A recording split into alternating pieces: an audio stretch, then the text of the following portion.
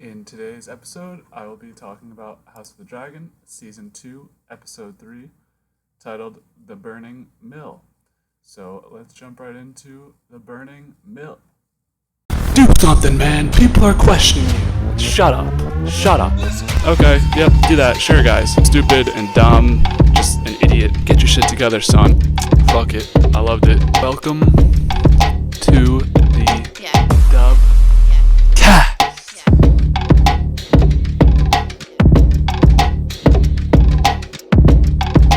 Another good week of House of the Dragon here in Season 2, Episode 3. Opening it up, we got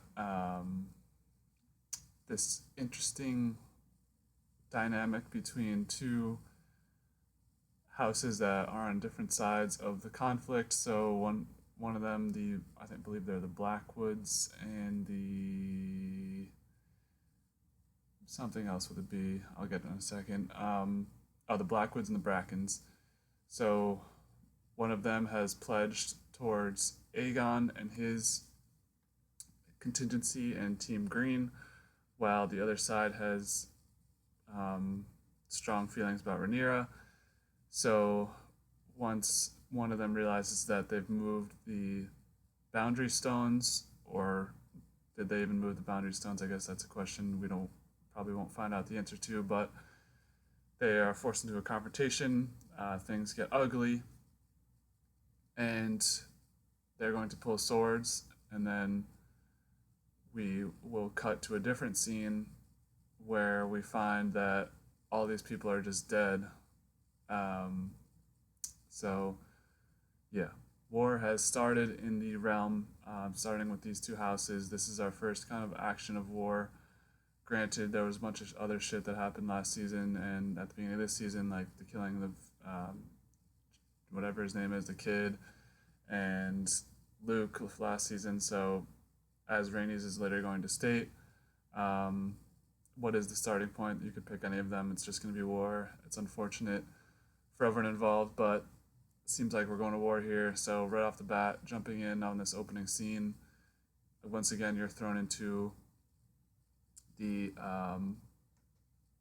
what's it called? This scene of a kind of civilian-ish esque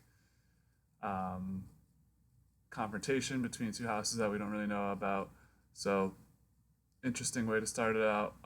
As I mentioned last episode, I like the way they're doing this, going through the kind of common man route and seeing how these battles take toll on basically everyone involved in it, especially the people that aren't really directly involved. I mean, we see the Team Green and Team Black members, but we don't see the people who are fighting the war for them. Mostly, we don't see the common people who probably have like their houses and shit destroyed. So, seeing this fucking just graveyard of bodies, man. Wow.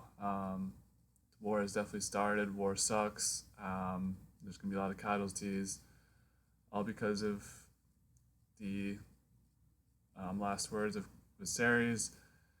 And yeah, so opening scene, really liked it. Definitely a little haunting with all the bodies on the field. So yeah, at first I didn't know if it was the guy in the first scene, but I think that's made obvious later on that is who that is. Which we got a Davos. Saw it. Always got my closed captions on. That's primetime viewing, closed captions. If you don't watch with closed captions, you're just misunderstanding everything. At least I can never understand what they're saying without closed captions. Maybe I'm just illiterate. I don't know. But Davos, I think he's probably dead now, but good to see a Davos back. One of my top 5 characters from the original Game of Thrones. So, moving on, we go to the small council of Rhaenyra, and really there's just a pretty big disconnect between Rhaenyra and her small council here. She wants to be more calm about it and more waiting to see what happens and not just thrusting everything in. It seems like both small councils want to just go right into war, just dive right in, while Alicent and Rhaenyra are hesitant to do so. So we kind of go through that back and forth, but Rhaenys is going to give Rhaenyra some advice, and I think Rhaenys would be a great queen. I'm sure we probably are supposed to think that, and if she was the queen, maybe all this shit wouldn't have happened because Viserys wouldn't have been king. And yeah, but she's going to depart her good advice on Rhaenyra, like I just mentioned. Make sure, like, don't worry about what started the war. You got to be calm. She stands up for her later on, I think. I don't know if that's in this scene. But she gives her the advice that of all the people you need to talk to, you need to talk to Alicent because Aegon's a shithead. Otto doesn't want to deal with you. So Alicent, you have a friendship with. That could be your endpoint. That could be your person to go to, which is good advice. And she's going to take her up on it later, as we see. So flash to Team Green's council, and shocker, Aegon is mad. He's mad at his own small council for not calling it war between the Blackwoods and the Brackens. So yeah, I guess it was a true battle that happened between these two houses.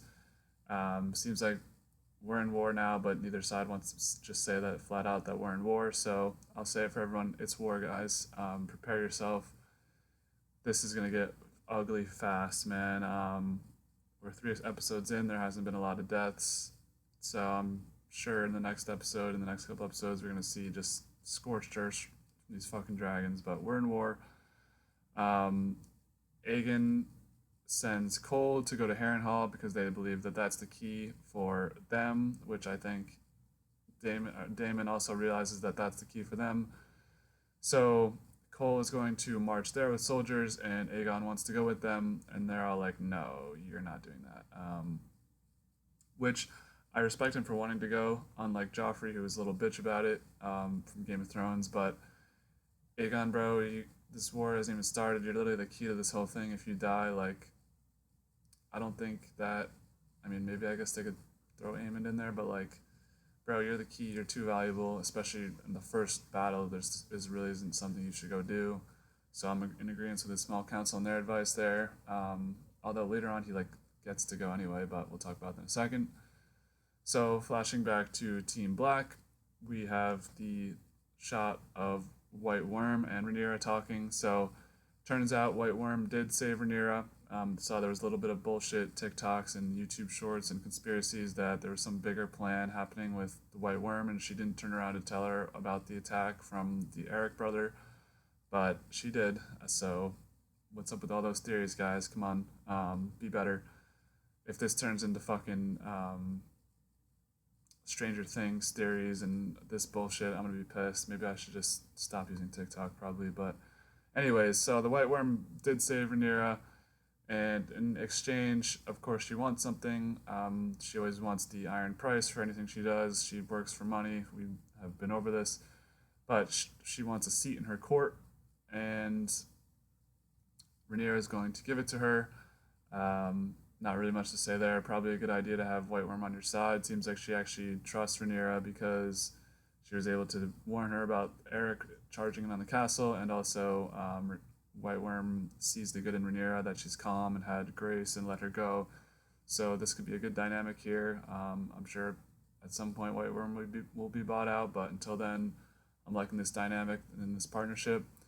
And they notice that Sea Snake, the dragon flying in the water, has grown restless without its mother. So another dragon possibly up for someone to take it over. Or there's something going on with the dragons, I don't know. But I'm sure we'll get into that in the next couple of episodes. So, speaking of dragons, Rhaenyra is going to send Rhaena away with her sons to raise them during the war. And Rhaena is not happy with this. She thinks that just because she doesn't have a dragon herself, like her sister, that she's seen as vulnerable and weak. And yeah, I think that is the reason subconsciously and also just consciously, like, if you don't have a dragon, you gotta go. But you also need to see the positive side of it. Like she said, you're the guardian of these kids. Like, your job's very important. You can build connections in Pentos or wherever they're going. This isn't as bad as she makes it out to be. You get to be in with the possible heir to the thrones, these boys, and I think that's 2 boys and a girl. I could be totally wrong there. Let me know, but I don't think this is as terrible as it is, although granted, this will probably be like she's gone forever, and then she comes back like super later on and everyone's dead, but I don't know. She also gives them 4 dragon eggs. So I think Reyna is going to get a dragon if she wants one. That was my assumption, but I guess we'll have to see how the dragons do. I guess there's 2 smaller ones now that will grow as well, so they have 6 dragons sending over there. A little bit of a Game of Thrones situation where if everything gets wiped out, then there's no more dragons. So they're like, hey, we have these dragon eggs. We're gonna use them in case we need to later on. So that's something to definitely keep an eye on, as I imagine most of the kingdom will be in ruin by the time Reyna comes back. So, flash to Daemon. He's on his little side quest. This was a big part of the preview for this episode. Was Daemon on his dragon in a side quest doing what he does, but no one really knows what he's gonna do. So he lands and he's in a straight horror house. I had like no idea what the fuck is going on in this scene. I was like, where is he? Why is there no one coming up to him? Because he lands the dragon and they're like, dragon, dragon. But then I guess no one comes up to say what's up. He just kind of creeps around the hallway. There's a bunch of weird things and stuff, so I didn't know where it was, what was going on. But turns out it is Harrenhal. So he just walks into the door and says, I'm claiming this. And the guy's like, yeah, you're welcome here. That was a pretty easy takeover for him. No bodies killed, no nothing. And they break bread over dinner, where this guy is going to talk to Daemon about what has transpired at Harrenhal and everything that happened. So they Daemon's wondering where Larry's is because he should be here. He's the lord of the land. He's the most high in command. But he calls him a scourge, and they know that Larry started the fire that killed Harwin Strong and his brother. So, yeah, this is not good for Larry's, but also at the same time he's in King's Landing with a seat on the King's Court and whispering in Aegon's ear, so that's not that bad either. So overall, still Larry's probably fine with what he is right now, but this could come back to bite him. That his homeland and his family knows that he was the one who killed his brother. So something to keep an eye on moving forward for Larry's. So right before Kristen Cole is leaving to depart into battle, Alicent sends her brother, Gwenin or something, sorry, I didn't remember the name, to war with him, and Cole's kind of pissy. He's like, wow, why couldn't you, like, let me know, blah, blah, blah. And then they do their little send-off where Alicent gives him blessings, and then she's leaving, and then she grabs something out of her chest. I don't know what this was. It was like a handkerchief or something. Maybe I have just missed this part, but I don't know. She grabs something, gives it to him. Definitely probably something to watch moving forward. So Cole is off to Harrenhal with Alicent's brother. We'll see how successful that is. So far, not looking so great, but we'll talk about that in a second. So once they pan out on the shot of Cole and the brother leaving towards Harrenhal, we get this fucking disgusting shot of the people hung up there, and I'm not sure how long it's been. It's probably only been a couple days, but they're fucking rotting. The rat catcher is still hung on the castle, and there's a crow like eating out of the eye of one of them. Fuck, man. Just take him down at this point. Everyone got the message, but I guess it's too lazy. I don't know what Aegon's thinking is here. I don't know. I feel like it's just not good leaving them up there. Yeah, take them down, bro. Let them get a proper burial. Especially the fucking like 10 of them that didn't even get a proper funeral, but whatever. So, flashing back to Team Black, we have our girl Rhaena. Oh wait, not Rhaena. Rhaenys talking to Corlys. Their little connection and love is probably the most pure relationship in this whole show. So it's always good to catch a breather with them, catch a scene with them. So basically, Rhaena's talking to Corlys about who will be his heir because they're headed to war and they're not sure who's going to take over for him. Between Rhaena or Joffrey, Rhaenyra's youngest kid. Considering Luke, I believe, was supposed to be the heir, but he's gone now, so it's going to be either Joffrey or Rhaena. And Corlys is undecisive. He doesn't think it matters. He doesn't think he's going to die, but Rhaena is like, hey, we're in war. Like, this could probably happen soon. You should pick somebody. So maybe we'll see in the near future. Could this be a precursor to Corlys dying early and not making a decision, or will he make a decision next episode? I feel like they're kind of using him sparingly. Also, there was actually a weird scene that I'm remembering now in the previously on about Alyn saving his life. So maybe it'll be Alyn who is the heir to the high tide or tides mark, whatever it's called. Um, I don't know. We'll see. Something to watch moving forward for sure. Anything they show is important. So back to Dragonstone, where Rhaenyra is bidding goodbye to her sons and Rhaena, and this felt like a goodbye that will matter. Not sure if Rhaena and the kids will be not able to come back, or if Rhaenyra will die before they come back. But this feels like a final goodbye where it was kind of serious, but also at the same time not too serious, so it wasn't obvious. But I felt like it was pretty evident that something was going to happen here, and definitely all of the important parties weren't going to make it back in time, or not in time, but make it back intact to see each other. So that's my prediction for that. I think that will be the last goodbye between some of those characters there, between Rhaenyra, her son, Bela, Rhaena, and Joffrey and the kids. So I bet at least one or two of those people will be dead when they reunite. I haven't read the books, by the way, so don't tell me if I'm right or wrong. So back to Team Green. We have Helena forgiving Alicent, which I didn't really know what she was forgiving her for. They kind of have a weird interaction. I love my girl Helena. I'm Team Helena. She's my favorite on Team Green, low key. But I think she's forgiving her for making her go through that procession. She's also mad snobby. She's like, the common folk could see us. So weird scene here, but Helena and Alicent are now good. Maybe she forgives her about Chris and Colin. Now I'm thinking it through. Maybe her walking in on them doing it. Maybe she forgives her for that.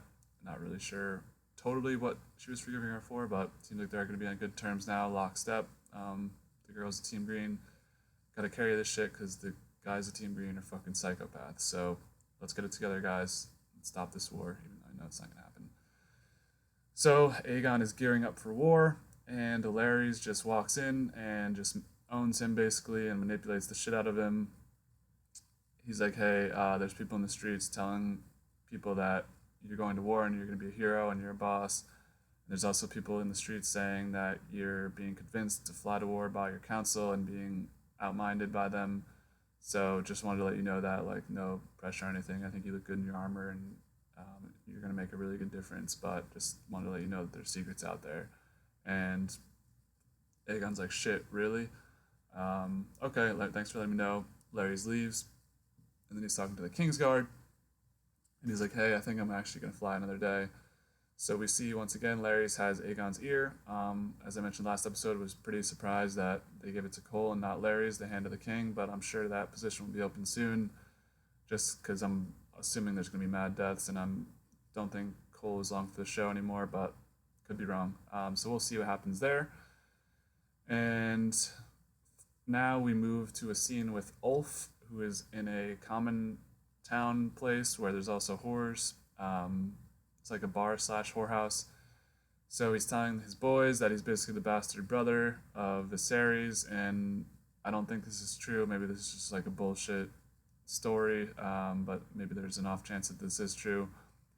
I don't know. He doesn't seem familiar to me. I feel like we would know if there's a bastard brother at this point, so I'm going to lean no towards his story, but something to watch, as always. Could be important in the near future.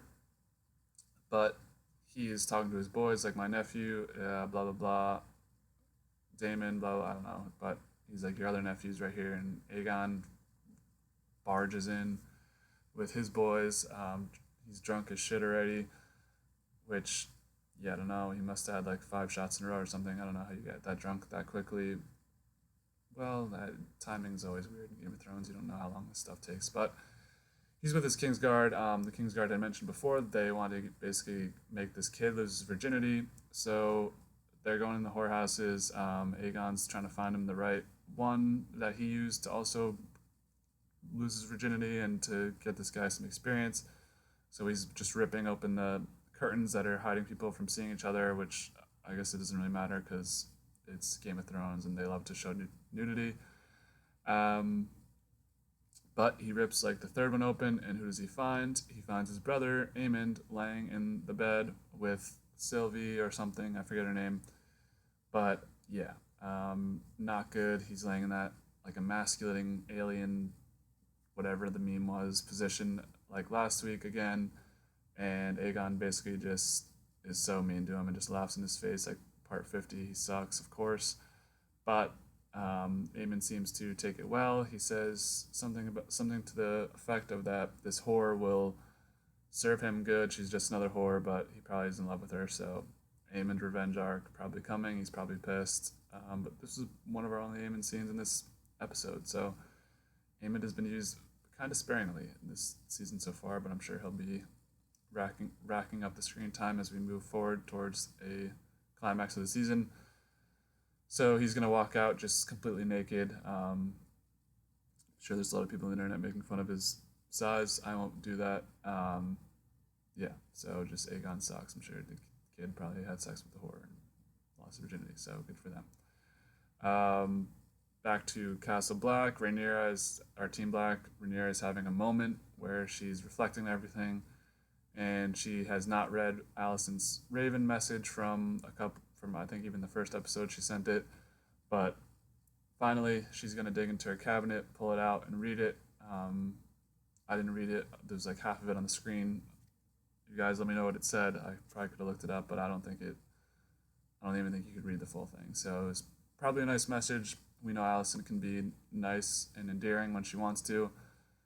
So Rhaenyra is going to read this finally, and we'll see if that has an effect shortly. So back to Criston Cole and his gang. Alicent's brother has jumped ahead. They want to go sleep in an inn for the night. They don't want to sleep on hard ground and camp out. But once they're talking, Cole's like, hey, we got to go back. That's not a good idea. We follow my lead and we'll follow your lead. You're just bullshitting, whatever. But the cloud's clear, and Cole's like, we're exposed. And I was like, what are you talking about? But they're in an open field, and Bela on her dragon, Moon Dancer, she sees them, and she's coming down fast. They race to the trees. Once again, we get a person in this family not saying Dracarys and blowing the shit out of these people. She was literally like, the trees were right here. She comes down here and could have just blown the shit out of them, in my opinion, but maybe they're going too fast. They also stopped, so she could have killed them, but she didn't do it. She pulls back up. So Team Black showing some restraint here. Once again, I mean, obviously Rhaenys crashed the fucking stadium and killed like 500 people, but she could have just Drakari'd them, as I mentioned before, but she didn't. So definitely some restraint in this family with the dragons. They don't want to blow everything up. They don't want to kill people yet. So something to watch moving forward. Bela was supposed to be patrolling the skies, and she sees them. She's also able to report this back to their council. So, yeah, pretty intense scene here with the chasing. Probably one of the best scenes of the episode. Just cool to see a dragon chasing people, as always. So, back to Daemon, and he has locked his door with the swords, but there's a bang on the door, and we're like, what the hell is happening? Who the fuck's here? Is someone trying to come kill him? But turns out it's just a nightmare. He's at one of the trees where you can dream. And his nightmare is a young Rhaenyra sewing the head back on of the dead kid that they killed in episode 1. And Rhaenyra saying, you're always coming and going, and I always have to clean it up, which has been a strong indication of how this relationship has gone so far. And I think Daemon's having a little bit of regret. You know, I think he is coming to his senses a bit here. He's always rash. He's angry. But he's got to take a chill pill, think about what he's doing. So this is a good reminder of that. The spiritual realm sending him that. And our final scenes of the episode is Rhaenyra. She wants to make a trip to talk to Alicent alone. And who's she going to talk to? The White Worm. So the White Worm is already paying benefits for her. She tells her there's the one place that she goes that is outside the castle walls that she could have easy one-on-one access to her. And she dresses up as a nun, basically. I forgot what they're called, septa, I think. And they go into the church, or she goes into the church, blending in with all the other septas, and was able to sit down to her. Starting it off, it's a really sad conversation where they're just going back and forth about everything wrong that they did. Both lost a child. Well, I think Alicent lost a grandchild. Just really sad. Misunderstanding, of course, but here we are, and they just can't see eye to eye. Even when we're going to talk about Viserys' last words. So, as we, the viewers, know, he was talking about the Song of Ice and Fire. He would never go back on the commitment he had to Rhaenyra as the heir to the throne, but he only put that Prince who was promised line in there, so that's where Alicent thinks that he wanted to switch to Aegon, but he was just talking about the Song of Ice and Fire. And Rhaenyra realizes this, but they're running out of time, so she doesn't have enough time to explain it to her. It's just a really bad coincidence. Super sad for Rhaenyra, actually, when she was, before this, didn't know that he was talking about the Song of Ice and Fire and genuinely thought that her dad just replaced her. So it's good to see that she gets that relief of, hey, it actually was just a misunderstanding, but Alicent's not having it. She says there's no misunderstanding, and due to their constraints of meeting each other, there's just no time for them to figure this all out. So Rhaenyra's got a dip. Alicent gives her one last line before she leaves. It's too late, Rhaenyra. And the music was fucking awesome for the scene at the end, especially. Really liked that music there. And there was also some other good tunes going on in the background of other scenes in this episode. So once again, so I'm sure people will say this episode's mid because there's no killing and there's no action and there's no death and there's no fighting, but another good story setter, another good place, leaving us for this episode. And the next episode's called Dance of the Dragons, so I'm sure you fucking people will get all the action you want because I think that's like a huge scene and part of the book. So yeah, appreciated this episode. I will say this one probably wasn't this maybe the worst episode of the season so far in my opinion. But still pretty good. Basically any Game of Thrones episode I think is pretty good besides like the last 3 episodes of season 8. So yeah, good episode, solid. So that'll wrap up our talk here on season 2 episode 3 of House of the Dragon. What did you guys think? Love to hear your thoughts in the comments in either the comments on YouTube or the Q&A on Spotify. I know I have a little Spotify following, but let me know what you guys thought of the episode. So as always, I'll give my favorite and my least favorite of the episode. By the way, I use TV Time, this app where you can pick your favorite character for each episode, and every episode you guys just pick Rhaenyra, like 80%, so let's switch it up. My favorite this episode, I'm giving it to Rhaenys. So as I mentioned before, she's being mad rational and kind of right about everything and believing and also backing up Rhaenyra, which she needs. Her small council doesn't even do that, so shout out to Rhaenys. She's my favorite character this episode. Also her conversation with Corlys about the reality of war and trying to prepare for the future. My least favorite is going to go to Aegon. He's a major asshole to Aemond, which shows you how bad I didn't like Aegon this episode when I'm feeling sympathetic for Aemond, who I hate. So yeah, he gets easily manipulated by Larrys and Cole, and he's just being angry all the time and being pissy, and there wasn't really anybody else who pissed me off a ton this episode. So Aegon's a good one to bank it on.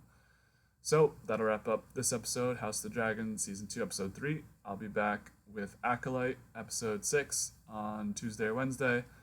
And then after that, still working through Succession. The Bear, Season 3 just came out, so I need to do a podcast about that. Movies, we got Good Morning Vietnam at some point, and yeah. So that's what's on the horizon. I want to do some sports ones as well, but we'll see what's in the making for that. So as always, keep it easy. Appreciate you guys for everything you're doing, liking. The views are really good on last week's House of the Dragon, so keep them coming. Love to talk about House of the Dragon. So peace out. Have a good one and keep it easy.